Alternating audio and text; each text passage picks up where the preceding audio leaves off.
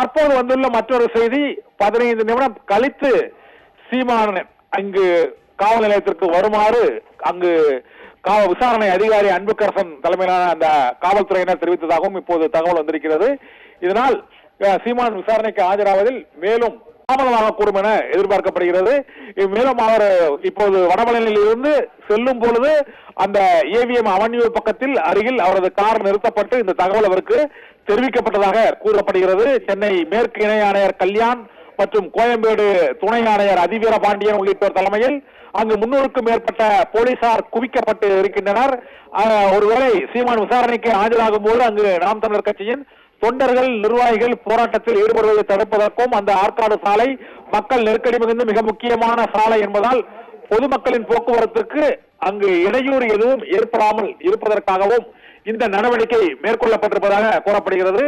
சீமான் வலசரவாக்க காவல் நிலையத்தில் உள்ள நிலையில் அங்கு ஒருபுறம் போலீசார் குவிக்கப்பட்டு இருக்கிறார்கள். கோயம்பேடு துணை ஆணையர் அதிவீரபாண்டியன் தலைமையில் அங்கு போலீசார் குவிக்கப்பட்டிருக்கிறார்கள். சீமானிடம் விசாரணை நடத்துவதற்காக வலசரவாக்கம் காவல் நிலைய இன்ஸ்பெக்டர் அன்புக்கரசன் அங்கு அவரிடம் விசாரணை நடத்துவதற்கான குழுவினருடன் தயாராக இருக்கிறார்.